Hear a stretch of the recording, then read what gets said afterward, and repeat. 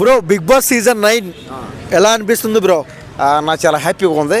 దేనికంటే అన్ని సీజన్లు ఒక లెక్క, ఈ సీజను ఇంకో లెక్క. దేనికంటే ఈ సీజన్లో 9 మంది సామాన్యులకి మనలాంటి వాళ్ళకి ఛాన్స్ ఇస్తున్నారు చూడండి. కాబట్టి ప్రతి ఒక్కరు ఈ అవకాశాన్ని వినియోగించుకొని వాళ్ళ టాలెంట్ని వాళ్ళు ఖచ్చితంగా ప్రూవ్ చేసుకోవాలి.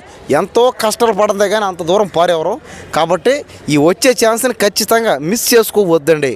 కాస్త జాగ్రత్తగా ఆడండి. పైగా నవదీపు, అభిజిత్, ఆమె పేరు నాకు తెలీదు, హీరోయిన్ పేరు, ఆమె కూడా ఒక 5-6 మంది కలిసి జడ్జీలుగా చేస్తున్నారు.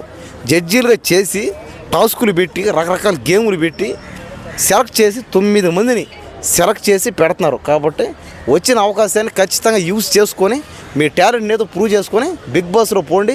బిగ్ బాస్లో పోయి ఖచ్చితంగా గెలవాలి. కాబట్టి బిగ్ బాస్లో ఆడేటప్పుడల్లా చూసుకోవాల్సిన ఒకటే మైండ్.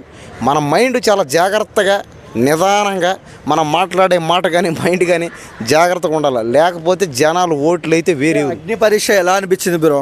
అగ్ని పరీక్ష అయితే ఇంకా చూద్దాం. ఇంకొక 2-3 రోజులు కూడా ఉన్నట్టుంది. అది చూసి నేను మళ్ళీ చెప్తాను.